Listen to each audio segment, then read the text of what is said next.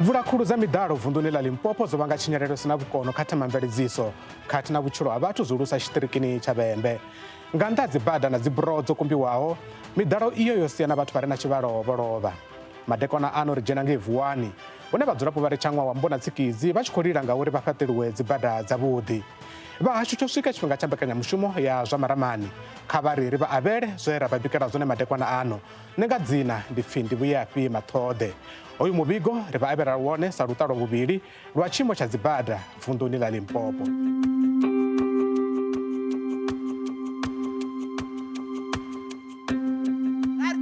Vha fhungudze na badzhete ya zwikhipha we vha ri itele bada. Nṋe ndi thovhele kha thovhele dza 28 asina bada na maḓi. Tsha u thoma bada ndi vhutshilo, maḓi ndi vhutshilo. Vhathu vha Vuwani na many other areas in the province vha tshi deserve tshigonṱiri. Zwino zwezwo zwi amba uri vha kone u kokodza 5 to 10 kilometers kha tshiṅwe tshipiḓa, vha kokodza 5 to 10 kilometers kha tshiṅwe tshipiḓa uri vha i kokodze, vha dzi kokodze u fana uri vha songo luṱanya havha vhadzulapo vhe vha thoma vha fhethu huthihi vha tshi khou amba nga mulomo muthihi. Kha ri vhe na bada zwithu zwinzhi zwi kone u dzudzanyea zwavhuḓi. U bva tshe muvhuso wa demokrasi wa thoma, vhadzulapo vha Vuwani vha ri ndi kale vho lindela u dzheniselwa tshigonṱiri. Vha ri musi wa mvula vha kundelwa u ya mishumoni na zwikoloni nga nṱhani ha tshiimo tsha dzibada tshi si tshavhuḓi. Mbudziso ine vha vha nayo ndi ya uri kani hu na zwe vha tshinya zwone. Vha ri vha humbulwa fhedzi nga zwifhinga zwa dzikhetho. Bada ya D3753 i bvaho Tswinga, Davhana u swika ha Majozi ndi bada ine yo fanelwa yo no dzheniswa tshigonṱiri kale sa izwi yo no oliwa lwa tshivhalo. Thovhela vho tshedza nṋe Tshimbupfe vha ri tshililo tsha bada ndi kale tshi hone.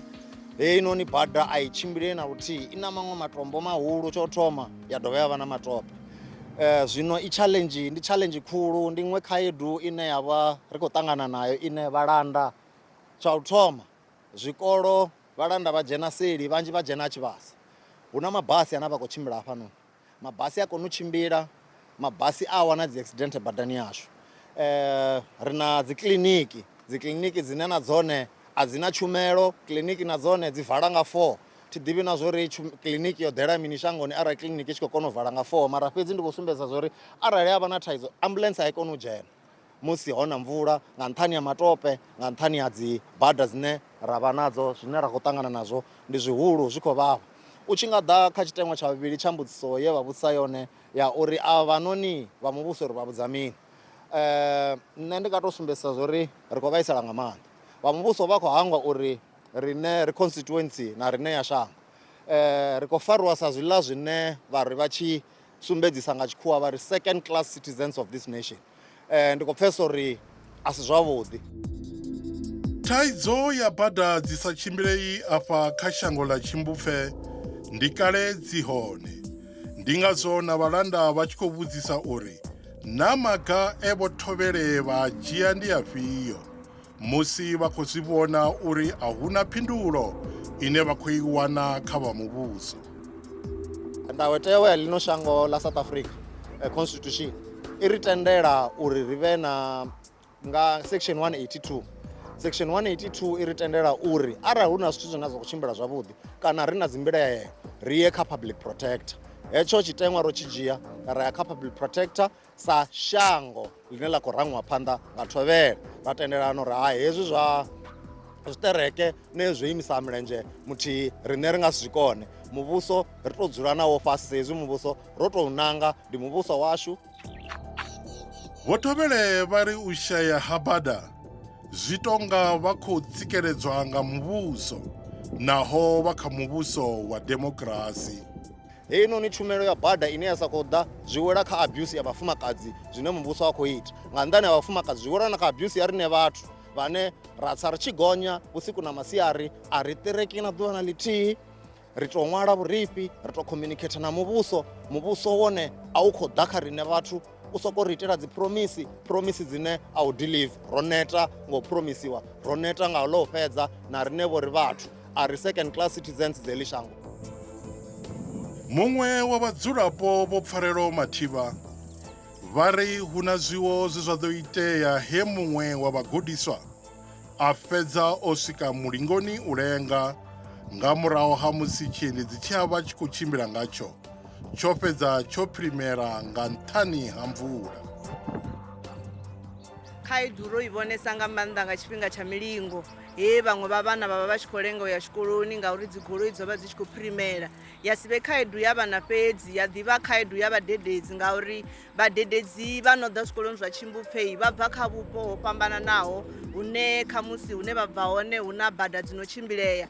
Vha tshi ḓa vho vha vha tshi khou balelwa u dzhena, ra vhona uri na vhone ho ḓivha na u swika u lenga nga zwifhinga zwa milingo. Zwa sia zwi tshi khou ita uri na vhadededzi vha vhe na muhumbulo wa u shavha zwikoloni khamusi, zwine zwa sia zwi tshi khou amba uri ri nga fheleledza ri si tshena vhadededzi kana ri nga fheleledza kushumele kwa shango ḽa Tshimbupfe ku si tsha tou vha nga nḓila yone.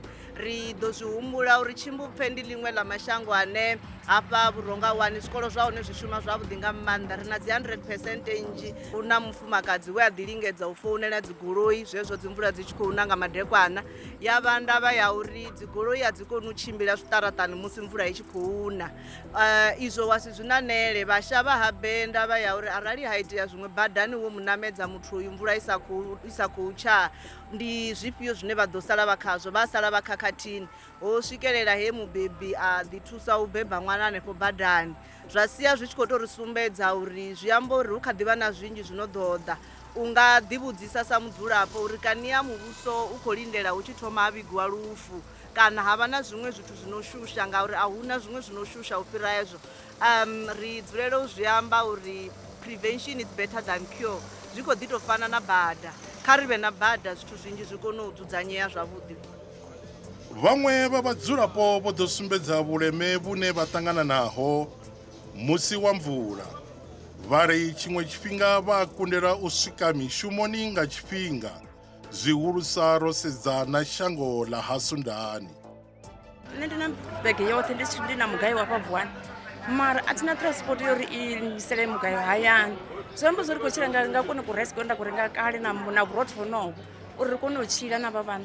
Ndi na problem ndo vha ri tshi khou humbela bada hafhaḽa Sundani uri vha ri itele bada na riṋe ngori na nṋe ri a vha khetha nga tshikhetho vha a vhonala mara zwino a vha vhonali. Ri nga ri yo kha muvhuso honoyu we ra khetha ri nga rine ri kha muvhuso wa maṅwe mashango mathina ri henefha zwivhuya vha khou zwi ḓisa ngeno rine vha nga vha ri vhoni uri vha nga vha u ḓivhi uri vha tshi u ḓivhe hezwinoni hu tshi khou khethiwa hezwinoni hu tshi khou thoma u ambiwa uri hu khou khethiwa lini ri ḓo dzi vhona goloi dzi tshi ḓa dzo dubekana na zwikhipha vha ḓo ri phaka ra ri khou humbela uri vha fhungudze na badzhete ya zwikhipha we vha ri itele bada.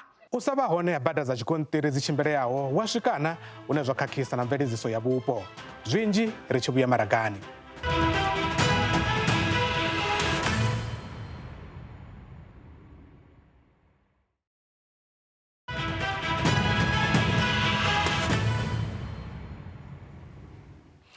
Ri khou vha ṱanganedza kha luṱa lwa vhuvhili. Vhoradzithekhisi vha ri a vha vhoni na zwine vha khou shumela zwone sa izwi tshelede yoṱhe ine vha i shuma i tshi khou fhelela kha u lugisa goloi dzine vha ri dzi dzulela u tshinyala nga mulandu wa bada i si yavhuḓi. Vho Thobele vha wanalaho kha ḽa Vuwani vho ḓo kombetshedzea u takuwa nga tsha vhukoma he vha fhedza vho ṅwalela luṅwalo vha muhasho uri vha vhe na muṱangano navho fhedzi vha muhasho a vhathu ḓivhonadza. Thobele Vho Nthumeni Masia ndi muambeli wa Vho Thobela ava. Ro ṅwalela MEC o teaho fhedzi arasi ra murambo uri a tou ḓa nga tsha vhukoma uri ri ambedzane fhedzi na zwino ra sathu wana phindulo u ḓo vhona na lini na mahosi naho uri ri a zwi ḓivha zwa uri o swika he a vhidza vharangaphanḓa vha Vuwani Development Forum uri vha vhe na nyambedzano zwa uri ho tendelwa zwifhio na riṋe ri a thu zwiḓivha fhedzi ri vhona zwa vhuṱhogwa uri ni sa vharangaphanḓa arali ri tshi khou humbela varangaphanḓa vha polotiki uri kha ri vhonane kha vha ḓivhonadze vha songo ḓivhonadza zwithu zwo no tshinyala ngauri havha vhalanda vhashu vhane ra vharangaphanḓa tshiṅwe tshifhinga vha na u kwata zwi tshi pfala uri vha fanela u kwata vha kwata vha ita zwithu zwoṱhe zwine zwa sumbedza uri vha u kwata vha tshi khou ṱoḓa uri vhe na mvelaphanḓa zwino arali vharangaphanḓa vha polotiki vha ḓo fhedza vha tshi vho ḓa kha riṋe zwithu zwi tshi vho tshinyala ri vho ḓo vhona u nga ri vha ri nyadzesa. Vho Thobele Masia vha ri hezwi zwa u balelwa ha muvhuso u swika thavhani i tou vha tsumbo ya u sa ṱhonifha vharangaphanḓa vha shango. Ro ri ḓo vha vhudza uri masheleni a tshi ḓa vha thome ngafhi ndi hune ra tshimbilesa hone a ri khou amba rine mavhuso ri khou amba vhadzulapo vhashu ri tshi ri a ri vhonane a ri khou yo u tshipeledza muthu uri arali hu sina tshelede i vhe hone ri khou ḓo sumbedzana uri ezwi arali zwi sa khou konadzea zwino zwi ḓo konadzea lini ri zwi ṅwale fhasi vha ḓi komiti uri hayi masheleni a ḓo vha hone nga ṅwaha wa muvhalelano ufhio ri ḓo thoma nga vho inwi na zwino bada ine ra ḓo thoma ngayo ndi heiḽa ndi zwo zwine ra khou ṱoḓa zwone. Murangaphanḓa wa tshimiswa tsha Vuwani Development Forum Vho Calvin Mathebula vha ri fhungo ḽa bada ndi kale ḽi hone ḽi vho tou dzhia na miṅwaha ya tshivhalo. Mathomoni atsho ro mbo ḓi thoma u ḓidzhenisa kha mafhungo a uri ri thome nyambedzano na muvhuso washu ri khou amba nga ha mveledziso ya dzibada ra amba na nga mveledziso ya zwiṱaraṱa zwine zwi wela kha masipala wapo local municipality hone a ro ngo sedza hezwo fhedzi ro sedza mveledziso yoṱhe i nonga na nḓisedzo ya maḓi ra sedza na mafhungo a tshumelo i nonga tshampungani sezwi ri na dziḓorobo dzine dza wela fhasi hashu sa Vuwani township.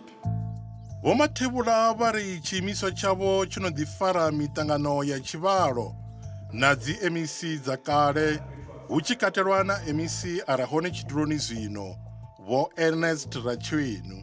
Zwino u vha vhudza ngoho vhathu vha khou ḓo lwa vha nga ngeno Fearbom u ya Malonga na Davhana vha khou ḓo lwa na vha Tshimbufe ngori vha Tshimbufe na vhone ngauri bada yavho yo no fhela vha ḓo ri na yashu kha i thome zwino zwa ita muvhuso uri vhudza uri a ri na masheleni o thoma ra ri naho arali zwo ralo ndi khwine vha tou ri itela nga zwipiḓa zwine vha zwi vhidza upfhi ndi u ita nga dzi face zwino zwezwo zwa mbo vha kona u kokodza 5 to 10 kilometers kha tshiṅwe tshipiḓa vha kokodza 5 to 10 kilometers kha tshiṅwe tshipiḓa uri vha i kokodze vha dzi kokodze u fana uri vha songo luṱanya havha vhadzulapo vhe vha thoma vha fhethu huthihi vha tshi khou amba nga mulomo muthihi sa izwi ndo amba uri ri khou shumisana na thovhela dzino swika 5 vhane vha vha vho Masia vhone Tshimbufe vho Davhana vho Mashau na vho Nengwe Khulu zwino hedzi thovhela a ri khou ṱoḓa dzi tshi luṱanyiwa nga muvhuso ngori ndi kale vha pfana vha vhathu ri khou ṱoḓa muvhuso kha u ḓe u shume uri fhe tshumelo hedzi uri thukulele ṱhoho ya nzie. Musi u tshi thetshelesa zwine vhareili vha dzi thekhisi vha khou ṱangana nazwo u nga tsingisa miṱodzi nga nḓila ine bada ya khou ṱahadza dzi thekhisi dzavho ngayo. Vha ri zwi vha vhaisaho ndi uri a huna muthu ane khou vha thetshelesa u tandulula zwililo zwavho. Vho Ramanugu Rakhu vha ri thekhisi yavho yo fhedza miṅwedzi ya tshivhalo yo tshinyala. Ri a swika hune ra konḓeliwa thekhisi dzashu dzi a vunḓea kha heyi bada ngauri heyi bada i tou vha milindi fhedzi na madamu kha bada heyi sa zwino heyi thekhisi i nga vha ya ina ṅwaha woṱhe yo ima yo vunḓekana ndi khou sokou zama u i lugisa fhano na fhaḽa ngauri bada a i khou tenda u tshimbila nda dzi vhala thekhisi dze nda dzi renga heyi ndi thekhisi ya vhuna dzi tshi khou ṱalela kha bada yeneyi. Vho Ndivhuwo Mamurovhela na vhone ndi muṅwe wa vhareili vhene vha ri a vha tsha vhona na zwine vha khou shumela zwone sa izwi ho tou sala u fhelekedza vhaṋameli mahayani. Thaidzo khulwanesa ine ra vha nayo ndi ya bada a u tshimbilei na luthihi u bva Fearbom u ḓa Kuruleni ri tou kombetshedza nga maanḓesa mvula yone u ya ha Masia hu na huṅwe no vhidzwa upfhi Murogolo nahone ri tou kombetshedza zwi konḓa nga maanḓa u wana thekhisi tshi suvha huṅwe ri fhedza ri khou damedzha na dzigoloi nga nḓila ine nḓila ya vha i ngayo tshi zwithu zwi fanaho na mathaela ri dzulele u renga nga maanḓa ngauri bada yone ndi matombo arali dzi mvula dzi sa khou na ndi uri ri vha na challenge ya mathaela u lugisa dzi goloi dzi parts dzedzi no nga vho dzi viamo mine ri dzulele u tshintsha zwi amba zwori checking ine goloi yavha yo ita ṅwedzi woṱhe i shumela u lugisa goloi. Vho vhonani mulaudzi vha ri na vhaṋameli vha khou gungula nga tshiimo tshine dzi thekhisi dzavho dza vha ngatsho. A hu na zwiṅwe vho Tshivhasa nga nnḓa ha uri ri itelwe bada ndi vhunga ra itelwa bada zwi amba zwori zwi ḓo fhungudza dzi khosu dza goloi ndi hafho zwa uri riṋe sa maḓiraiva ri kone u hola nga tshifhinga. Hu na ḓiraiva ane a khou hola 500 vha nga si ntende vha nga nkhanedza. Ri na maḓiraiva ane khou hola 500 ri na maḓiraiva ane khou fhedza 3 months vha sa holi nga nṱhani heiḽa bada ngori vha sa vha khou zama uri goloi i tshimbile nga tshelede ine a khou i wana nga zwiṱuku ine a khou zwi wana. Tshiṅwe tshifhinga fhethu wa tou sedza thekhisi dzi khou tshimbila mahala. Ri tshi vhuya mavhengeleni ri ḓo pfha uri vha muhasho wa mivhuso yapo dzibada na themamveledziso vha ri zwi khou lenga zwi tshi ḓa ngafhi nahone vhadzulapo vha vuwani vha fanela u lindela u swika lini.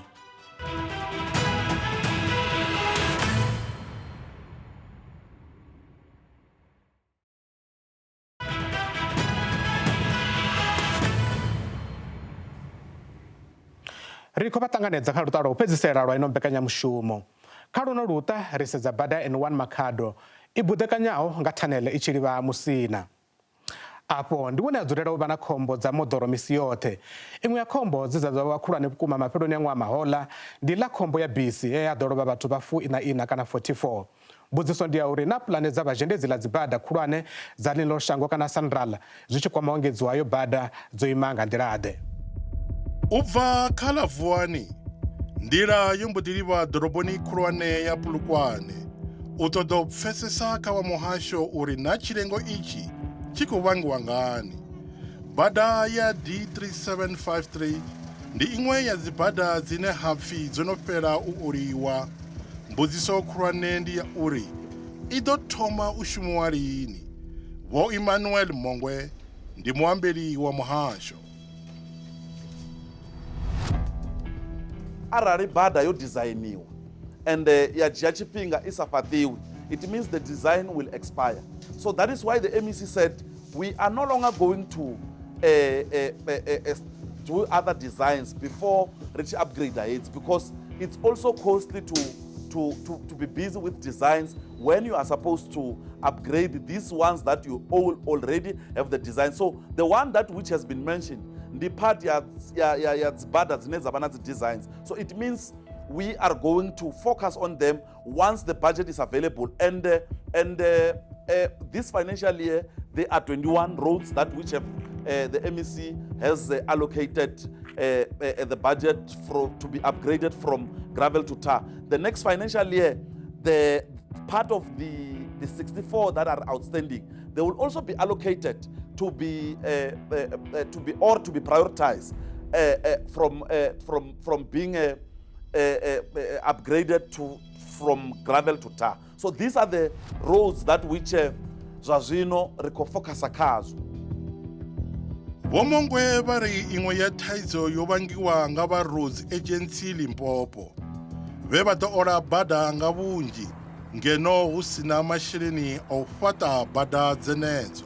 There is an issue of RAL, Roads Agency Limpopo, where there was a overcommitment, wherein the MEC had to come on board and be able to rescue that entity from that overcommitment and many other challenges that it had of the budgetary constraints, wherein there was overcommitment. And part of the overcommitments, it was design inji and other communities were given letters that the road is coming, and still even to date, those roads have not been delivered. But Vuwani na many other areas in the province, bachi deserve achikontiri. Ngauri nabo ndi vhadzulapo vha province yashu. And what we want to communicate and send a message is that chikontiri nacho chikouda kavo. What we do not want to make a mistake with is that to lie to them about when that road is coming, but on an urgent basis, because their issue requires an urgent attention. Ḽiṅwe ḽa fhungo kheli ḽine ra khou khunyeledza mbekanyamushumo ya madekwana ano ngalo ndi ḽa khombo ya bisi ya ḓo itea mahoḽa gondoni lihulwane la N1 Palamakhado he a ḓo lovha vhathu vha linganaho ina khomboni yeneyo. U ya nga vha SANRAL vha ri bada iyo i ḓo fanela u engedzwa fhedzi mushumo wa u ola u dzhia miṅwedzi ya 12 u swika kha ya 36. Vho Tshimangadzo Masindi vha ri mushumo uyu wo no thoma. Heyo process ndi process ine ya dzhia tshifhinga ngori zwine ra thoma ri ḓo vha ro ita dzi feasibility studies ri khou cheka uri bada i khou shotha mini ri nga designisa hani uri i mitigate risk, then ra thoma zwithu zwi no pfi design period it can take anything from 12 months to 18 months. So hafho kha heyo process ya design i vha yo kwamana na zwithu zwinzhi nga maanḓa. Ri vha ro kwamana nori hune ra khou ola hone bada sa ezwi sa ine bada ine yo sekena nga maanḓa ri khou ṱoḓa u engedza dzi lane. Hu sumbo ri vha wana uri hu na muthu ane una bulasi hanefho kana vhathu vho fhaṱo dzinḓu. So ri a dovha vha na process yo communicate na nevhaḽa vhathu u vha vhudza uri ri khou tea u eda dzi lane. Hu sumbo ri arali heiḽa road reserve isi ya SANRAL ri khou tea u negotiate na nevhaḽa vhathu uri bada heiḽa ndi zwone zwine zwa ita uri process ya design i dzhie tshifhinga tshilapfu. Vho Masindi vha ri zwilo zwa vhadzulapo zwo pfala musi ro sedza bada ya R524 i bvaho Makhado u swika luvhanḓeni lwa Makhuvha. Vha ri hu si kale vha ḓo vha vha tshi khou thoma na thendela iyo ya u engedza bada. Hu na package dzi no swika 5 dzine package dzone dzo ima nga heyi nḓila. Hu na package ine i ḓo bva Tshitandani ya swika Albasini, havha na ino ḓo bva Albasini ya swika Tshakhuma, havha na ino ḓo bva Tshakhuma ya swika Thohoyandou, havha na Thohoyandou u swika R81. So ndi package dza 4 in total arali ndi songo to khakha. So dzi khou tshimbila nga zwi stage zwo fhambananaho ngori project iṅwe na iṅwe yo ima nga yoṱhe mara dzo dzula kha bada nthihi na musi dzo ralo dzi 4 kana 5. Iṅwe na iṅwe yo ima nga yoṱhe hu na iṅwe ine vha nga wana uri i ḓo thoma construction iṅwe i sathu thoma. Mara zwa zwino nga vhuḓivhi hanga dzi kha stage tshine nda tshi vhidza uri detail design ndi the final stage ine ri vha khayo before ri tsha kha construction. Zwine zwa amba uri zwithu zwinzhi zwi vha zwo no itiwa dzi bridge dzine ra khou tea u dzi vhea sa hafhaḽa vha sedza mvudi phaka hafhaḽa ngori hu na mulambo nga fhasi hu na bridge hafhaḽa ntswa ine ya ḓo tea u itiwa. Ya ṋamusi ndima ri gadza henefha ri tshi tenda uri dziṅwe dza dzimbudziso dze vha vha nadzo dzo fhinduliwa. Kha vhadzulapo vha Vuwani vhashumisi vha gondo ḽihulwane ḽa N1 Makhado phala dzi thavhani ḽi tshi budekanya dzi thanele ḽi tshi livha Musina kha ri fulufhelo uri nga ngoho zwi ḓo tshimbila nga nḓila ine vhaofisiri vha khou amba ngaho. Mathina no mbekanyamushumo na dziṅwe vha dzi wana kha siaṱari ḽashu ḽa SABC Mafhungo ḽa YouTube khathihi na kha app yashu ya SABC Plus. Arali hu na ane vha tama ri tshi dzhena khao kha vha ri lumeḓevhe ri ḓo sengulusa mafhungo avho zwavhuḓi.